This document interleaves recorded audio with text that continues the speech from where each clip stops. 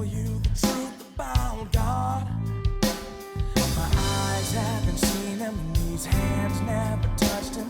I've never seen the wind, but I felt the breeze today. I don't know where it came from, and I don't know where it went, but this guy can't deny it's in the sky. All right. Wonderful. Two people. Well, Don, it's crazy out there. Yeah, it really is. What can you say?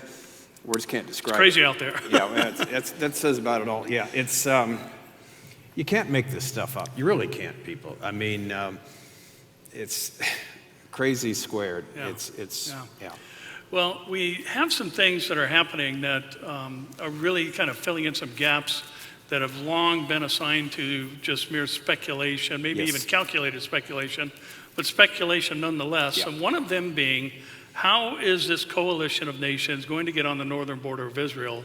And we seem to have that remedied. At least it appears to Yes. be why the Rosh, Meshach, and Tubal are now on the northern border of Israel.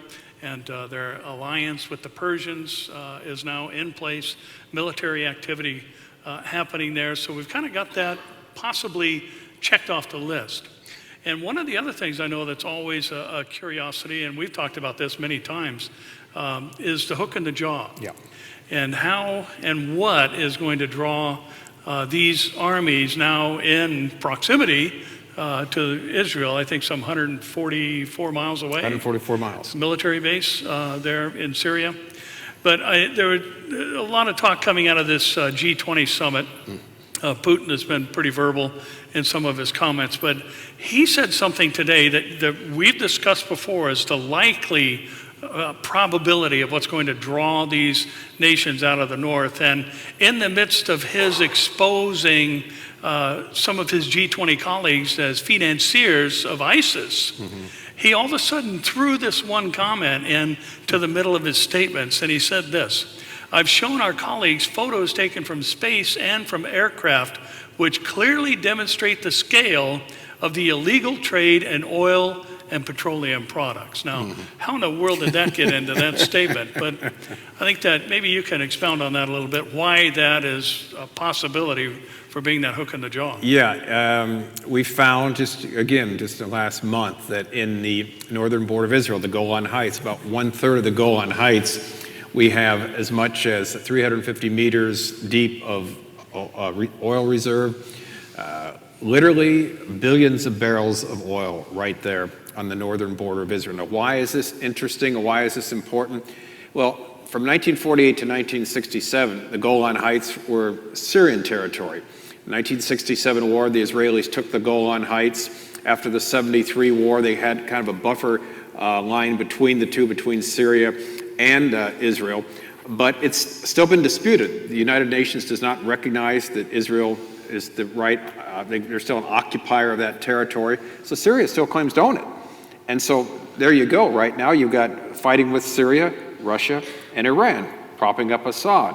And this tremendous oil reserve that's right there, they can argue it belongs to Syria, well, you've got their confederates there in Iran and Russia to go down and just take it. And they'll find some other friends from the south and the west and the east too that seemingly want to join in on the fun, as it were. So oil seems to be the main feature. It seems to be, yeah. Draw them down. And, it's interesting what you just said, because it isn't just Syria who thinks the Golan is Syrian territory. No. The international community, by and large, believes the same thing. Correct. And that's hence the title, occupied territory, the occupied Golan. And what's interesting, too, Israel annexed it in, I think it was 81 or 82, the Golan.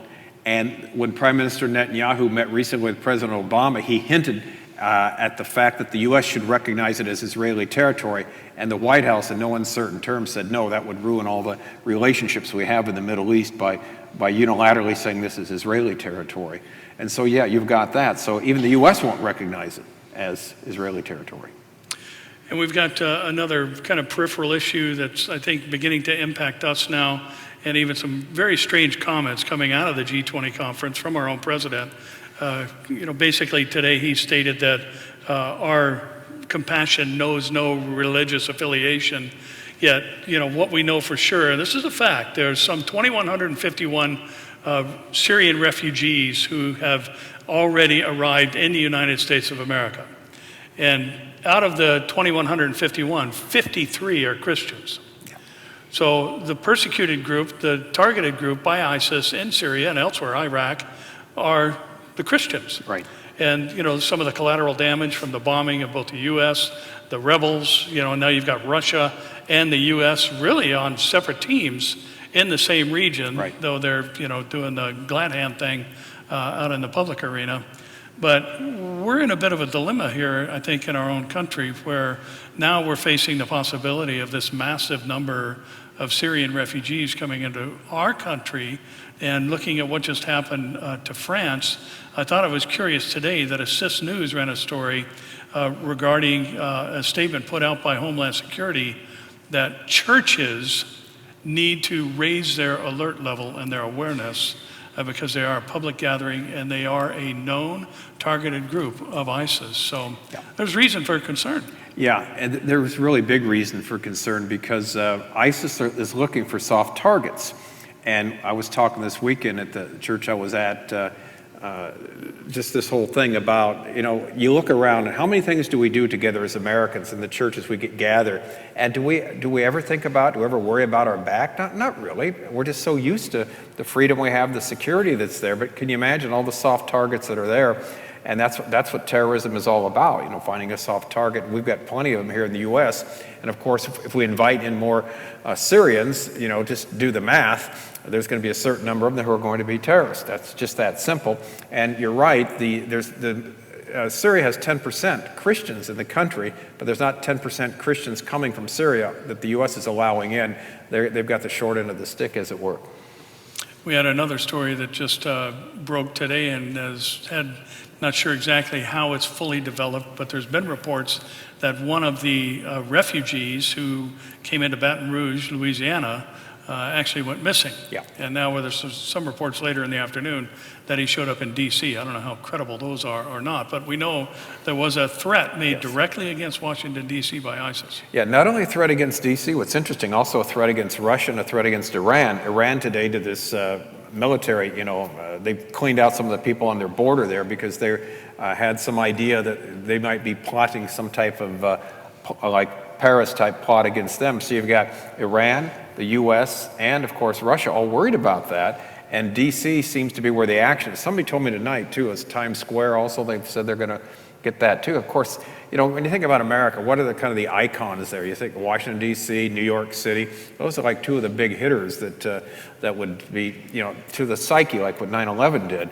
And rest assured, they're planning on it. And this thing they did in Paris was so well planned militarily that we're not dealing with a bunch of dummies. These people scout out, and then they do it incredibly well militarily. So only by God's grace, so far, we haven't had it. Well, we've talked also, I think, in a little bit tongue-in-cheek about a scripture in Isaiah 3 that talks about when, a country, in essence, turns their back on their God, that one of the forms of punishment and the metaphors that are used there, one of the things that is stated is, I will give you children as princes. Exactly. Which speaks of incapable leadership, in essence. Babes shall rule over them. That was my topic, actually, my passage this last Sunday morning, speaking and dealing with this whole subject, because it sounds so familiar like America, doesn't it, right now? That's where I'm afraid we're at. I mean, we've got, even some of the other international leaders are now criticizing some of the Democrats. Some of the liberal Democrats are criticizing the soft stance of our own president, both on the level of compassion for what happened in Paris, calling it a setback. And then on top of that, just kind of the soft shoe approach to what's happening here with the continued invitation of the threat to veto any increase in the vetting method or more stringent vetting method. He's already stated he's going to veto that. So it's almost this open border thing is even to our own demise. You take an oath of office, and the first thing the President of the United States is supposed to do is to protect the citizens of the country, because everything else is secondary to that. If you can't protect the people, then freedoms or everything else goes out the window. And like you said, it's very odd that it doesn't seem to be a priority there whatsoever in his, the way he's been speaking the last week. Let's recall last Friday morning, there was a broadcast with ABC, George Stephanopoulos, and that's when he talked with President Obama. It was recorded the day before, and where he used the words, ISIS is now contained. Now, this was the same day where we had this blast in Beirut. Again, same type of thing that happened the next day in Paris. 3 suicide bombers during rush hour in a main thoroughfare there in Beirut. Killed something like 37 people, wounded like 180. They haven't had a terrorist attack like that in years. And what it is, it's the Islamic State, ISIS, these Sunni Muslims in Shia Islam territory, able to do something like that. And then he comes out the next day and says they're contained. And then, of course, that night, we all saw that. And I don't know, when did you start watching let me ask you a question. You asked me, it's like the old World News Briefing. When did you watch the broadcast, or how far into it did you know what was going on? How long did you watch what happened in Paris last Friday? Well, when it started breaking, I think, just watching, because like you, I'm always checking Right. the news and certain websites, and when it, Yep. first popped as just, there was some type of terrorist Yep. attack, then that, obviously, kind of drew my attention to follow that for the rest of the day. But early on, So you got it, yeah. really when the shooting at the cafe, Yeah. I think was the initial blast, and then, finding out about the theater Yeah. or the concert hall and what happened there, so I followed it all the way through. Yeah, because I had the day off, and I thought I was about to work on something in the afternoon, and then as soon as it grabbed my attention, I had the TV there. I don't think I moved in 5 hours. That's how, you're watching every second, because it was so, if you watch part, you know what we're talking about. You don't know what's going to happen next. You heard the absolutely heartbreaking, horrific story of the people in the concert hall there, the young people. I don't know if you saw the picture. Was it yesterday they showed a picture they took of the audience there from the stage, right before the concert or during it, and most of those people are dead. And as an interesting aside here too, when I spoke this last Sunday morning at a church, a man who was there, who was actually a former board member at Calvary Chapel, said his 2 grandkids were at the soccer stadium on Friday night.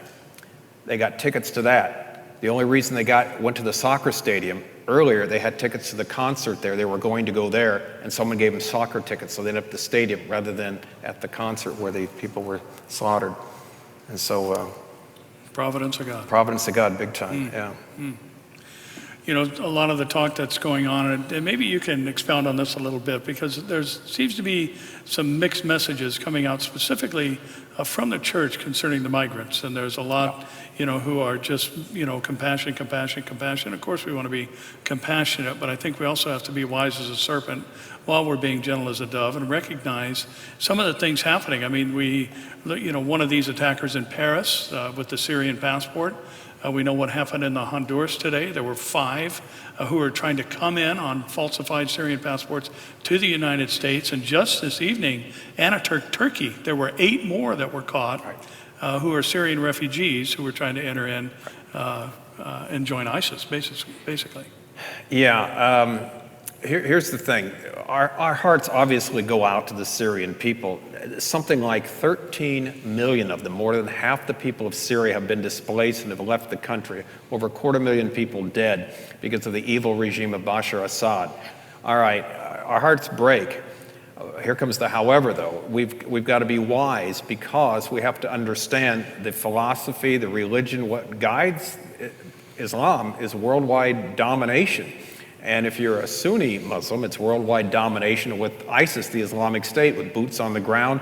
If you're a Shia Muslim, you don't worry about that. You just build a nuclear weapon and nuke the U.S. and Israel. But the point is, the Islamic State, the people that are on their side, that have that bent, they believe this is what Allah has told them to do. And we don't understand here in the West about what our friend Joe Rosenberg calls apocalyptic Islam. They believe they're divinely ordained to do this. And part of Islam, unfortunately, taqiyya, is being able to lie. They'll lie and say they're friendly, this and that. But by letting people in that have the potential of being, murderers, you got to think long and hard about who you let in. There's a lot of other space in the world besides the space here in the United States. And there's places they could go. But it seems our president is hell-bent on having 100,000 Syrians, here in the next year and a half, 2 years into this country. And you just do the math, and with a crowd that size, especially with the age bracket that many of them will come in at, you're going to have many, many people who are bent on the destruction of the U.S.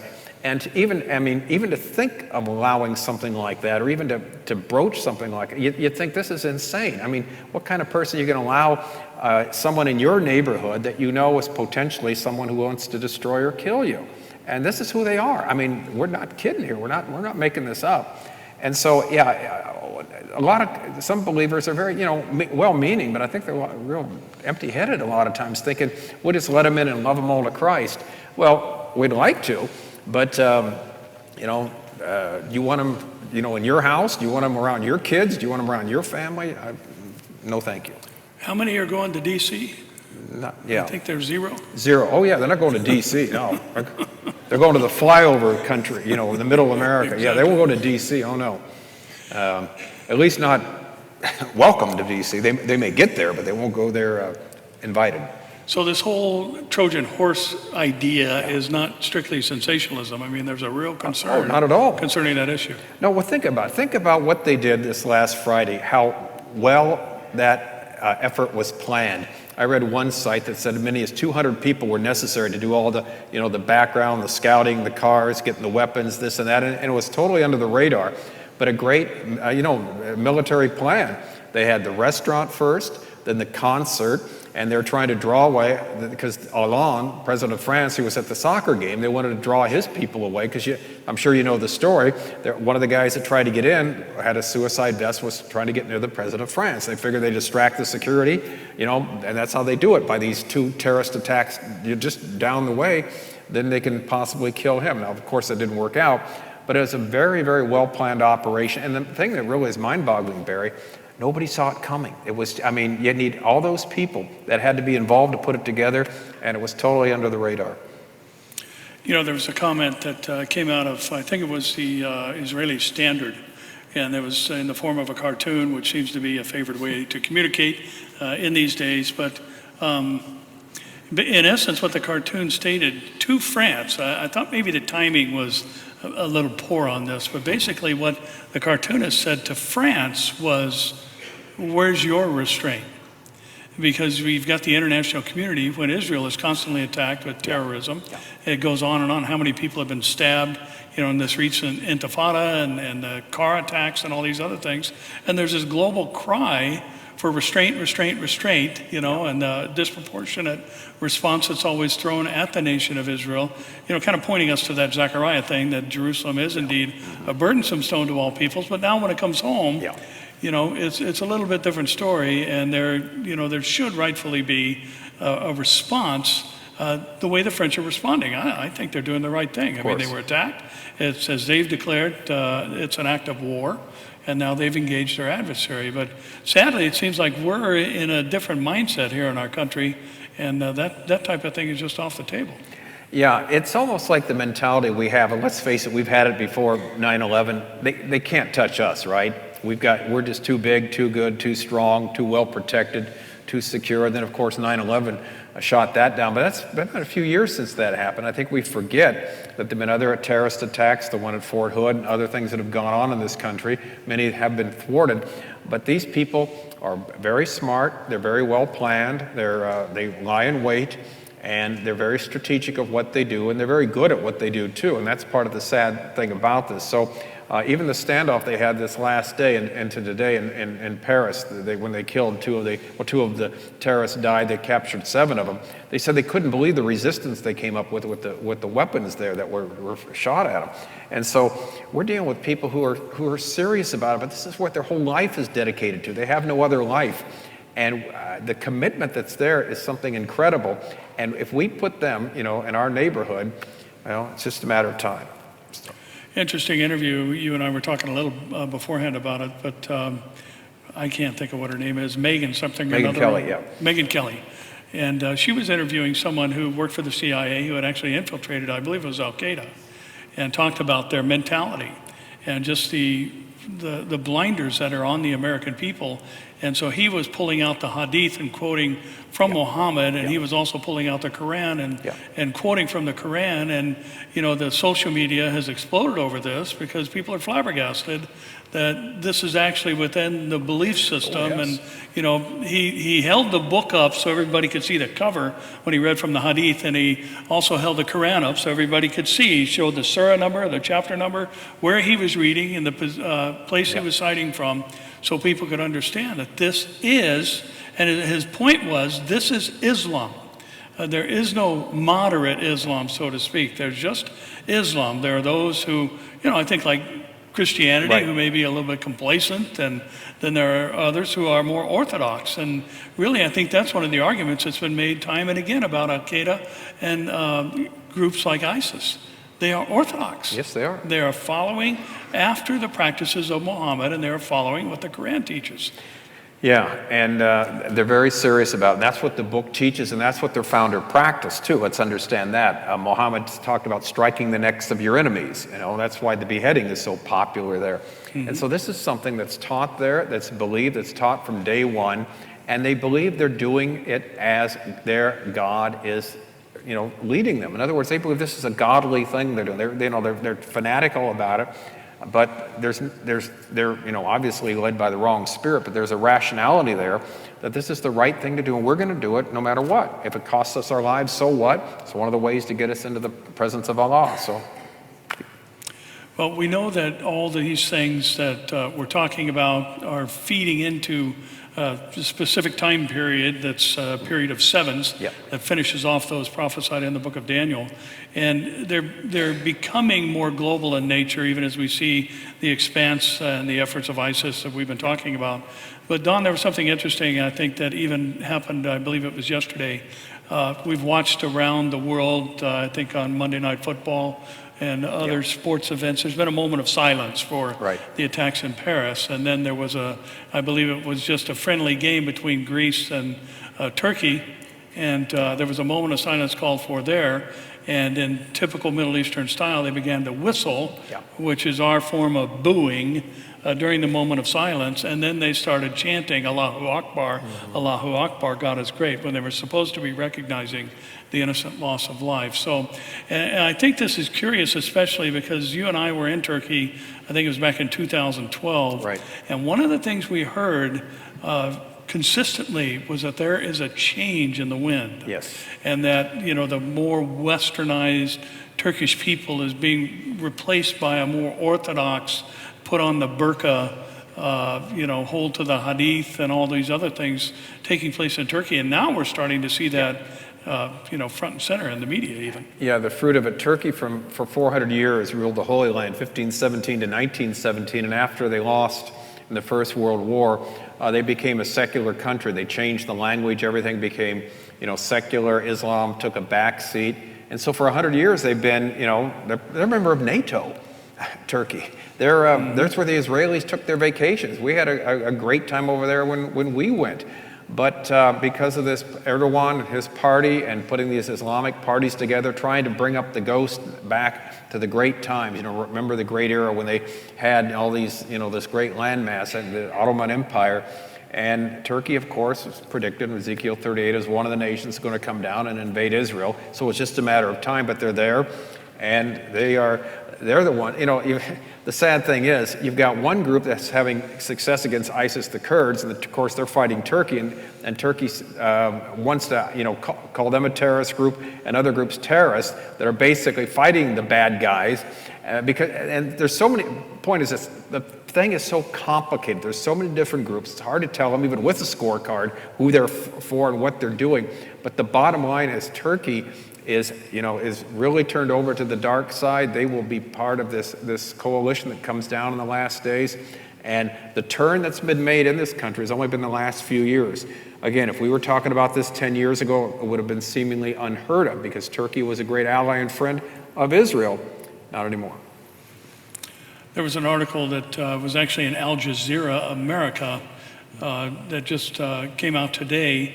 And, the author, obviously, Middle Eastern, he's talking about the mistakes that the world is making with this refugee situation. And, he's talking about his experiences in the Middle East, the things that he has watched over the years, the other displacements that have gone before, nothing to this magnitude or scope.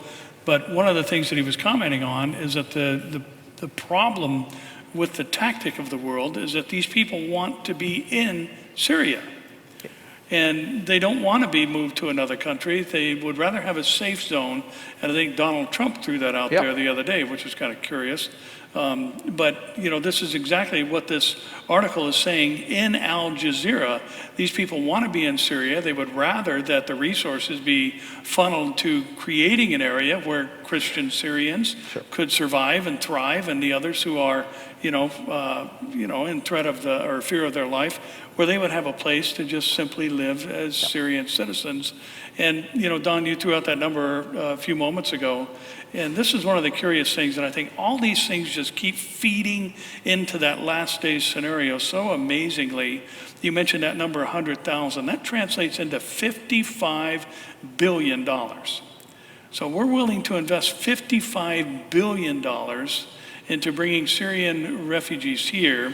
And obviously, when you've got some 33,000 homeless veterans on the streets, that's a bit problematic, I think, for any, patriotic American.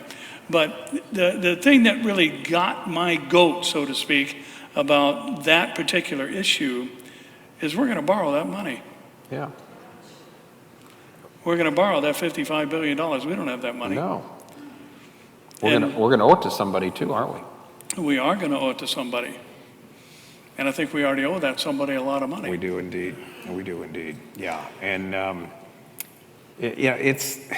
Again, like we said, you really can't make this stuff up, because back to Isaiah chapter 3, the country gets the leaders they deserve. We've been doing this for so long as a country, having a form of godliness, but really denying the power, being smug, just like Israel and Judah was in those days. No shame whatsoever. Interesting, in Isaiah 3, the people in Judah were compared to Sodom, the Sodomites. And Sodom, they're known for many things, but one of the things they're really known for is no shame whatsoever. You read Genesis there, when the two men came in, angels that visited Lot, there was no shame with the Sodomites, what they wanted to do with them. And that's the country you and I live in today. It's a shameless type of country. And we've come to that place. Many of us grew up in a world where when you did something wrong, you were ashamed of yourself. You were ashamed. You wouldn't show your face somewhere simply because you knew there was things that were right, things that were wrong. Today, the people that are the most elevated are the ones that seem to have the shame the worst, as it were. So, if we start putting all these things together and establish them around the hub of the nation of Israel, and I thought it was kind of funny, not ha-ha funny, but typical funny, that Israel got the blame for the attacks in Paris. Of course. Not quite sure how that played out, but that was the opinion of some. Yeah. And somebody, I think it was in Iran, wasn't it? Iran, well, Dutch politicians said the same thing too, and you got someone from, Sweden or Denmark, one of these other Scandinavian countries also. The reason for the problem was because they were upset that the Palestinian-Israeli peace talks hadn't gone that well. That's why they did the terrorist attack. That was one thing thrown out. Now, the best answer, though, you can't make this up. You can't make it up. The real problem, you know where I'm going, Mr. Sanders? It's global warming. That's the problem. That's right. That's what's done it. It really is. Yeah. And you got, with all due respect, a guy like this taken seriously running for president of the United States. Can you imagine you give that guy his finger on the button or just any type? When I grew up, guys like that would be in a padded cell. Literally, you don't talk like this. Where's the reality here? But the fact that that people accept this and believe it and listen to it is just beyond me. And also, too, the problem was, like the president, many of the candidates running for president do not want to use the term Islamic terrorism. They don't want to say that. They will use other terms, but they will not say it. They don't want to admit what everybody knows to be true. The political correctness has gone, beyond the pale. It really has. And the stupidity, too, in some places. I think that's the scary thing about Bernie Sanders is that people are going to vote for him. Yeah. It's not just him. There's others others like him. There's another cartoon out floating around, been around for a few years, and when this whole thing with Obama's reluctance to say Islamic terrorism, it's a Jeopardy scene, that's a and great I'm sure you've seen that. It has Islamic terrorism spelled out on the Jeopardy board with only the I's missing from Islamic and terrorism, and Obama's going, workplace violence? Yeah. Can I buy a vowel? Yeah. You know, it's just, He can't it's see just it. a foreign term to him, and he won't use it. But Don, you know, kind of putting all this together and watching all these things happen, we've got basically terrorism being exported. Yes. And through the means of, you know, the Syrian refugees. Now, I'm sure there may be widows and orphans among them, but I've seen the pictures of the lines of the refugees, and I didn't see a whole lot of widows and orphans. And we had kind of an interesting story, even if you want to make that your argument, about receiving refugees, because there was a woman today that basically hit the button on their explosive vest and took some people out, including herself. So, you know, it's not when you've got the Palestinians that are training their children and teaching them how to behead, when you've got women now who are getting into the homicide bombing thing, and, you know, women who will go on TV and say, I have no greater joy than to think that maybe someday my son could die for the cause, you know. So, you know, you've got this ideology that has permeated every rank, be it mothers, fathers, certainly, you know, young males between 19 and 42, I believe is the average age of the global terrorists. But, you know, so now you've got this growing violence, which feeds into a likening unto the days of Noah that Jesus predicted. So we should expect to see things escalate even beyond where they're at now. Yeah, this is not going to get any better, people. It's going to get worse, and we need to, you know, we need to face it. We'd like to believe this is the end of it, or we can contain it.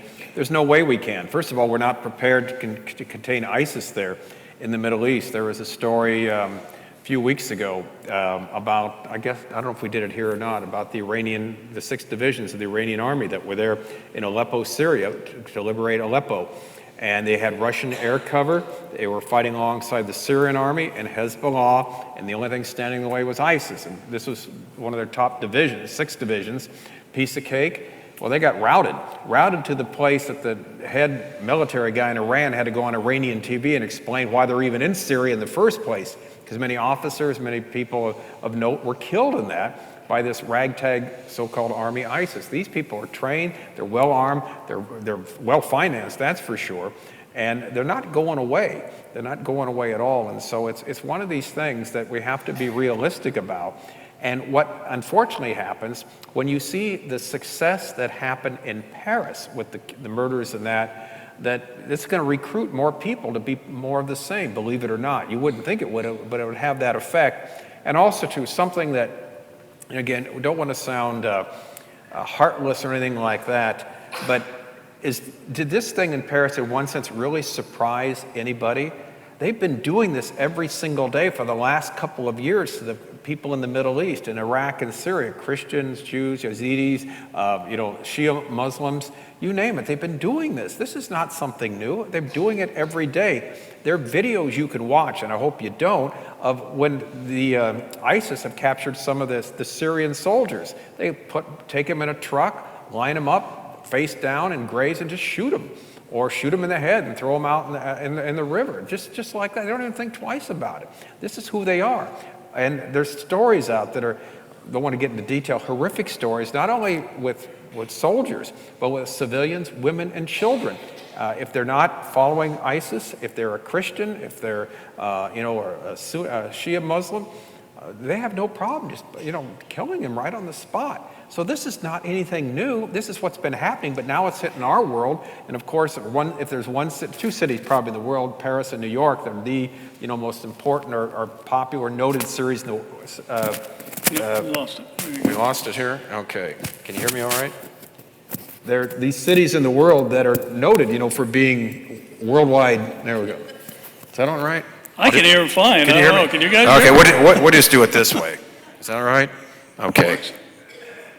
Anyway, here you got these, I know it looks funny, I don't care. These cities that are noted, and that's why the targets they're picking, and that's why just Western civilization, they didn't pick, some, podunk town in nowhere. They picked something that is a symbol, and they said themselves a symbol of the decadence of the world, of the West. And you think of Paris, you think of New York is probably 1 and 2 in that area, and so this caused the psyche of them to really, wow, we're going to recruit, many, many more because of this. So the battle continues on, but now at least we're aware of what it is. But we're going to see the lines being drawn too, literally, of are the Americans going to put up with bringing more people in our neighborhood that literally, as much as we want to love them, could take us out or take our families out. I don't think America's quite ready for that right now. Well, you look at Dearborn, Michigan, I think, as an example, and watch what has happened there. And now I do believe we have a city council that is completely Muslim. I think that's in Michigan, is that? Yeah, Muslim majority. Muslim majority. That was my sound here? Okay, So, Muslim majority. You see these things developing, and Don, as this continues to push out around the world, you kind of touched on something there that you have to wonder about. Because one thing we know, we are headed to a specific end, something that the Bible has prophesied, and we know quite a few details about what that time is going to be like. And one of the things that we know concerning the Antichrist is he's going to come in and he's going to bring peace. Now that has implications to it, and Huge. would imply global violence. Yeah, and that's a great point to make. The fact that he's going to be a man of peace and a worldwide man of peace assumes there's worldwide violence, and worldwide violence is the place that it can't be controlled. There's no answer for the worldwide violence. So he's going to come in and have an answer that no one else has had, and that's exactly right.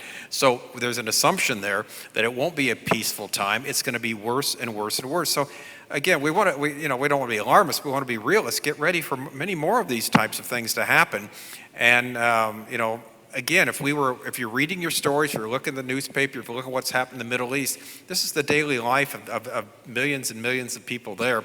We're just seeing it now in the West, literally for the first time in living color. And again, it's just the beginning.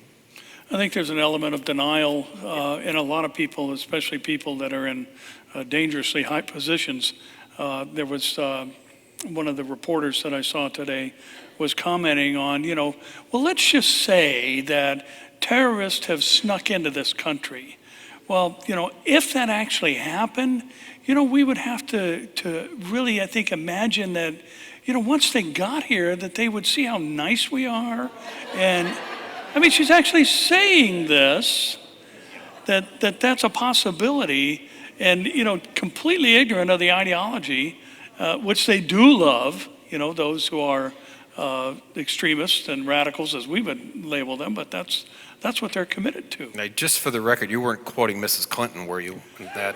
Okay, just no, wondering. I never quote her. Yeah, it's amazing. So, you look at this, and one of the things I think we have to look at as a reality, Donna, we don't know if this is it, but it sure looks like it. There's a lot of things that haven't been in place. I mean, even in the years of sitting under Pastor Chuck and the wonderful way he taught us all and engaged us in prophecy and gave us a love for it, there were things that couldn't be because there weren't pieces in place at that time. But now they are in place, and now things can progress, things can move forward. And one of the things I think we need to recognize, Don, is there is a point of no return. There is a place where this is it. I mean, there is going to be a scenario where we push forward to the point where, okay, things are going to spiral completely down to the point where it is as it was in the days of Noah, where the righteous on the earth are relatively few, and violence fills the earth, and the thoughts and intents of man's heart is only evil continually. And it seems like we're moving there at breakneck speed. Yeah, we are. And, it's, if it doesn't do anything else, it ought to confirm that God's word is so precise, so wonderfully true, so wonderfully accurate in all that it says, because this type of scenario is something that we've looked for, we've talked about, we said it was coming, and yet it was kind of around the corner. It was kind of there, but now it's there. In fact, just this last week, another story, I'm sure you mentioned it, Barry. Did you hear Tim Cook, the CEO of Apple, what he said? the next generation of children will not know what cash is. They will not know what cash is. And he talked about the death of cash with the Apple Pay and everything like that. So the society in the world will in the future do transactions only through electronic means. They will not handle cash, make any types of purchases or any types of deals with paper type money. Cash will be something that our next generation of children will not even know what it is. Now, how long have we been saying something like that is going to happen? Many years. One of the things I think that we're seeing a little more clearly now along that vein is, it was long speculated that there's going to be a global currency. And, when the euro came out, there was a lot of talk about there's a beast on the back and there's a woman riding it and all this other stuff. But, I think if we really look at what's told us there, it doesn't have to be a single currency. It just has to be a system that can handle all currencies and monitor all commerce, the buying and selling, right down to the retail, to selling barrels of oil or whatever it may be, commodities. So the system is in place and there's really nothing to wait for. No. We can monitor all spending on the planet of every single person alive right now. Yeah. And it's only going to get more and more, here's the thing too. In so many cases, how it's tremendously helpful, isn't it? I mean, that's the reason it's popular, because it does work. I mean, every day I go to the door and my wife's got 3 new things that Amazon's delivering for us. And seriously, and it's much easier. Everybody claps. Okay, you're the same way. But but she's great. Much of the stuff she buys is for other people and that. But the point is, it's so easy to do that, to shop online, because we're busy people. We don't have time to go and and hit the bricks and go out and shop. But the point is that just the convenience of everything, it's so very, very handy. And we're used to that. I think we've told the story here. It was a few months back. Remember, in New York on one of the trains, in the subway, there was a mugging that went on, and with a full car of people, but no one saw it because everyone had their head down with their iPhone or their iPad or whatever looking at it, and they didn't even notice that there was a mugging going on. No one could give a description in an entire train car full of people because everyone was distracted by the goodies that we all have. And looking at the things that are continuing to develop, even down that vein, we know that this is going to be a necessity that this system is implemented in. Yeah. It's not simply, as we see, our own debt, which I know is topped some $17 trillion. And, no way is that debt repayable. We don't have the resources. We don't have anything to back that debt against. It's just paper. And, we know that a good portion of that is owed to China. And there are some very interesting movements going on between China and the U.S. Some major saber rattling happening there. Yeah, I had a talk with someone the other day who is pretty well connected with folks in the military. And I mean, some of the higher ups, this and that, and he shared with me, they're all saying independently the same thing. They're very worried about what's going on with China right now, the saber rattling that they're doing, they're able to take advantage of us because of the weakness that we have right now with leadership. But to a man, he said they were all very, very worried about China right now. But to see China, we thought was off the radar. No, they're not off the radar at all. And it's fascinating that you brought that up, because he was making a big point of all these guys are very, very frightened of what could happen with China. That more than anything else going on in the world.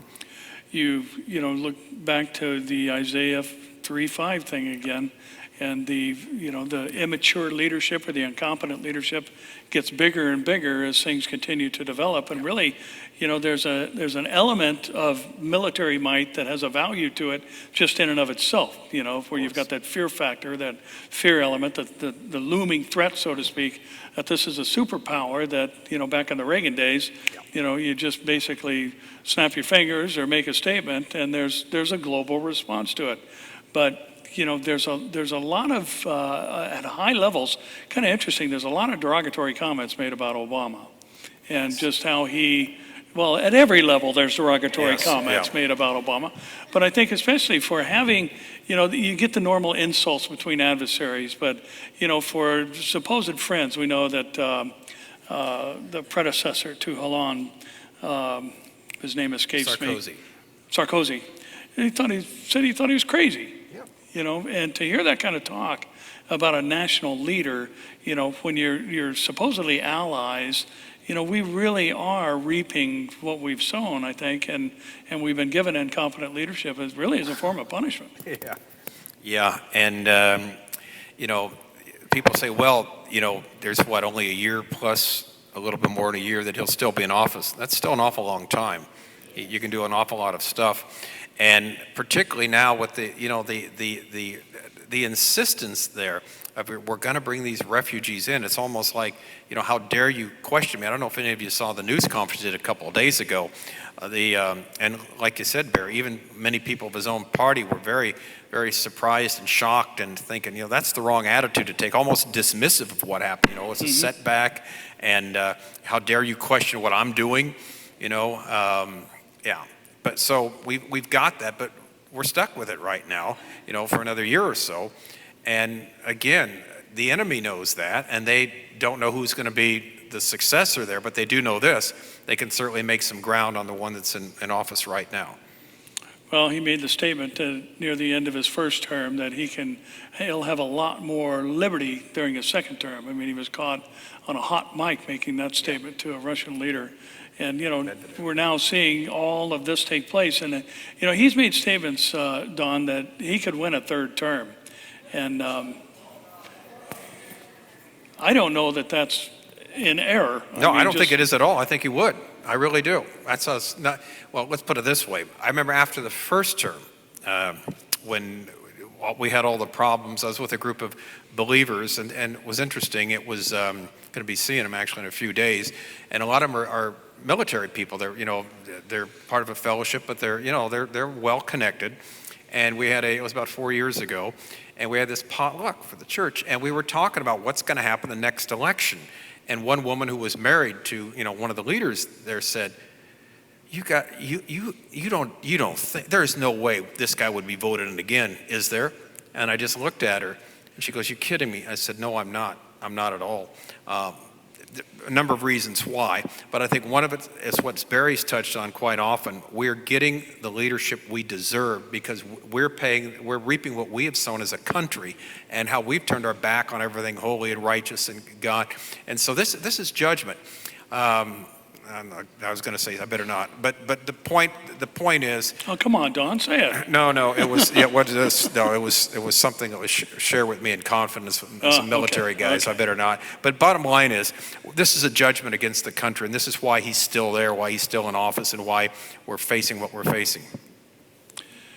And you know, I think one of the troubling things about that is that, you know, it is a testimony of what's happened to the people in our country, and you know, the moral slide that we've taken and all the things we see associated with that. And it's always fascinating to me to overlay the recent history of our country over Romans chapter 1 and see just how this whole progression or digression actually began with the denial of God as rightful creator and his role in exalting creation above the creator, worshiping, you know, the beasts and things around us and self and all those things. And we've, you know, basically followed that digression just exactly as it's foretold. Yeah, and we know what's going to happen after Turkey. Now the next big conference is going to be what? The climate change one, which is supposedly the worst problem the world has right now. Worse than terrorism is climate change. It is. And it is a big threat. Climate change is a big threat because they're trying to change the money from our pocket into somebody else's. I mean, that's the real idea between the cap and trade. Which is, you know, it doesn't get a lot of press, and that's kind of a shame. And there's not a lot of voices out there talking about what the whole climate change movement is about. You know, the arguments for me are always probably overly simplistic. And my main argument about climate change is that we've already had an ice age. Nobody denies that. Well, how did that one end? Well, it wasn't man-made global warming, obviously. I mean, it wasn't, you know, during the industrial age and all that. So, well, what happened then? The climate changed. It's called weather. The climate does changed. So it has nothing to do with that. We've got conflicting reports. NASA just came out and reported that the ice caps are growing exponentially, bigger than they've ever been. And then you've got all the climatologists coming out who are in Obama's camp saying, no, that's, the reports are fallible and all this other stuff. So, but the real issue is the cap and trade issue. That once you've exceeded your carbon footprint, then you have to take money from your country and give it to a third world country. I mean, that's basically what the issue is all about. It's the redistribution of wealth. Yeah, and the problem is, like one of our candidates for president mentioned today, there are more IRS agents than there are FBI agents and CIA agents in this country. That's the problem, right? Taking our money from us and instead of protecting us. And, you look at it as that progression continues throughout the book of Revelation. One of the things we know under the rider on the red horse is that he takes peace from the earth. Yes. He takes the peace that's established by the Antichrist. And that's one of the more interesting aspects that I think we're seeing develop, and even with ISIS and others, the brutality, the cruelty, the barbarism that hasn't been known. It's certainly not in this country, but we're starting to see it, all the things developing on the scene. But one of the things that take place under the rider on the red horse is that people are murdering one another. It's not war, it's person-to-person murder is being committed under that rider. Correct. And we're seeing the precursors to that, it appears. Yeah, and with him, and not even thinking twice about it, because this is the ideology, like we said, of the Islamic State. That's what they do. That's what they've been doing. They come into an area, you either convert or you die. It's just that simple. It's just not real hard to figure out. And the murder it's the hardness of heart. Again, days of Noah, evil continually, violence had filled the earth, lawlessness abounded. That's what world we're living in right now. And we couple that with Isaiah 3, the lack of leaders. Thank God we know the God of the Bible. We know how this all ends. Otherwise, we'd all have to be medicated all the time, day and night, just to get through it, right? But we don't have to be, because we've got the Word of God to guide us. Yeah, amen. We know the whole of the story. Yeah. So, Don, we've got violence increasing around the world. We've got the possibility. There was a statement that came out with this gentleman who actually infiltrated it for the CIA, Al-Qaeda. And one of the comments he made in this interview with Megyn Kelly was that the likelihood of an attack is high, even imminent, within the next 2 weeks in the United States. Yeah. He actually set a date, and then he told them why he would go as far as saying that it's going to happen most likely in the next 2 weeks. And one of the reasons he offered was because they know that the world is gathering together against him. So what they're going to get done, they have to get done quickly. So extreme likelihood of major attacks around the world, including in the United States, within the next 2 weeks. It could very well be, because we're entering the holiday season, right? We've got Thanksgiving coming up, just not very many days away, right? Or a week away or something like that. Mm-hmm. And consequently, we've got, people are traveling, the biggest travel days of the year. I'm traveling are you traveling for Thanksgiving? I'm traveling on Friday to go see my granddaughter. All right, well, there we go. See, yeah, I'm traveling on Saturday to go to Hawaii. But, yeah, well, somebody's got to do it. There's pagans there that need to be ministered to, right? Come on. They call, I answered. Okay. Well, anyway, yeah. Tough duty. Yeah. But the point is, we've got that, and you've got these festive gatherings now. You've got the, Thanksgiving Day parade, right? The Christmas parade. You've got all these things, high profile. January 1st, the Rose Parade, the whole world sees it. Can you imagine? Can you imagine what could be done right then in front of the whole world? I mean, and so that's the problem. You can't protect everything. There's no way you're ever going to be able to do that. Ever.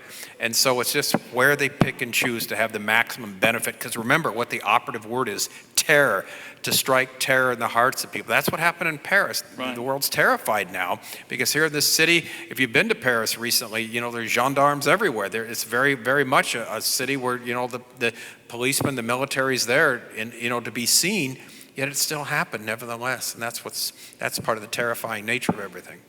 We had 2 Air France flights diverted. Yep. One landed in Utah, the other in Nova Scotia because of a threat. We've got situations in Germany where soccer matches have been canceled due to, credible threats. and this is really the motivation. And, if you think about this, so they keep people away from the malls, of course, they're going to have to do something about Amazon since the packages keep coming. They keep coming. But disrupting our way of life is one of the things that is, part of their goal. Yeah, it is. And it's interesting you mentioned that. Hanover, Germany, yesterday, there was a football match, a soccer match, that was canceled at the last minute. And who was going to attend there? Angela Merkel, the leader of Germany. She was planning on attending.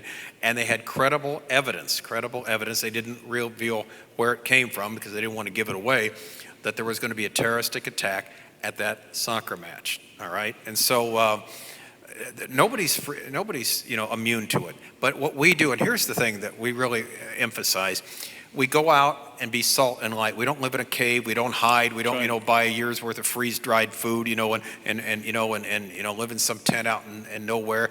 We're to be the light of the world, and God looks after us. We're like Chuck used to say, we're indestructible until He's finished with us. Then when He's finished with us, who wants to be around anyway, right? And so we want to be that person God would have us to be. So we become very optimistic when we see these things because it's actually everything we predicted. This was not senseless violence. This is violence that's been going on, but it makes sense from the vantage point of the Islamic State, who they are. It's not like somebody randomly going crazy someday and shooting up, a school or a street or something like that. This was planned, very well planned. It is like a war, and the war will continue, but we are fighting with different weapons of warfare. They're not carnal, they're spiritual, the Word of God, prayer.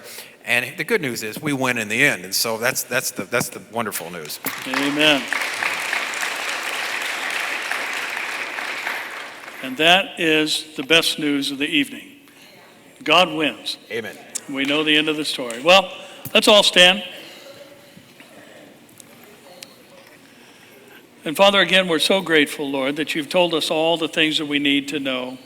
And Lord, may we underscore tonight, in the midst of all of these things we've talked about, one of your beautiful verses in 2 Timothy 1:7, that you have not given us a spirit of fear, but a power, love, and a sound mind, God. No matter what's going on around us, Lord, you're for us, you're watching over us, you're protecting us, and Lord, we are grateful for your presence in our lives. Thank you for your word. Thank you that you've told us all things that we need to know in times such as these. Help us to be bold in the faith, and God, tell others about you, our soon coming King. We give you thanks, Lord, for all the things that we've discussed tonight and the information that we have that can help us better serve you by reaching others. We pray these things in Jesus' name.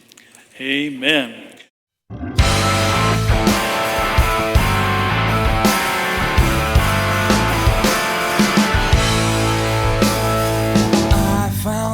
Answers you need, are you listening? I'll tell you the truth about God. My eyes haven't seen him, and these hands never touched him. I've never seen the wind, but I felt the breeze today.